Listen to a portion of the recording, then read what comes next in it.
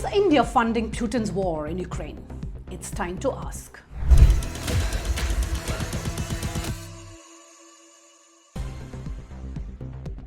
Hello and welcome. I'm Anjana Shankar and I will unpack a big global headline today. Is India oiling Russia's war machine in Ukraine, as the US claims? Since the Ukraine war began in 2022, it's true that India's imports of Russian crude oil have jumped dramatically. Before the war, Russia accounted for less than 1% of India's oil imports. Now it is 40%. Overall, India has bought Russian crude worth 132 billion rupees since Putin invaded Ukraine. That's more than 20% of all of Russia's wartime crude exports. So first things first, what's crude? Crude oil is raw petroleum straight out of the ground, like milk before it is processed. You can't drive a car on it. So companies such as Reliance take that raw oil, they refine it and turn it into usable products like petrol, diesel and jet fuel. Then they sell it domestically or export it to other countries, including Europe.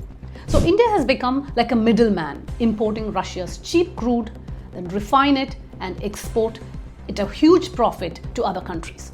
So is it legal? Totally. Russia's crude oil is not directly sanctioned. So why is this backlash from the US? President Trump has imposed 50% tariff on India as a punishment. Trump and his trade advisor Peter Navarro have accused India of effectively laundering oil. So they are saying this enables Russia to fund its war in Ukraine. Indian companies like Reliance Industries and Nayara Energy are making huge profits out of this. And whose pocket is it lining? US says the man who profits the most is Mukesh Ambani, Asia's richest man. For instance, in 2021, before the Ukraine war, Reliance's Jamnagar refinery was buying only 3% of Russian crude oil.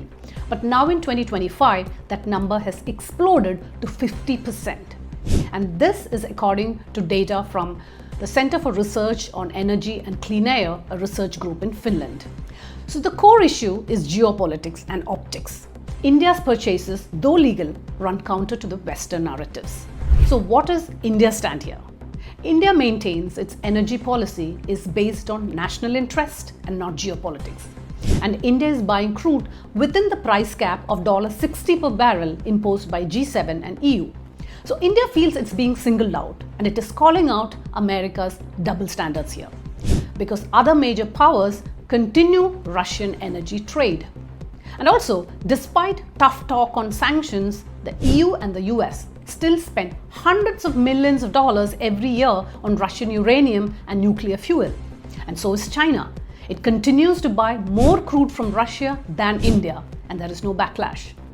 So despite the US pressure, India has decided to continue to strengthen its ties with Russia, which is traditionally a strong Indian ally. Both countries have pledged to expand trade and not fold under Western pressure.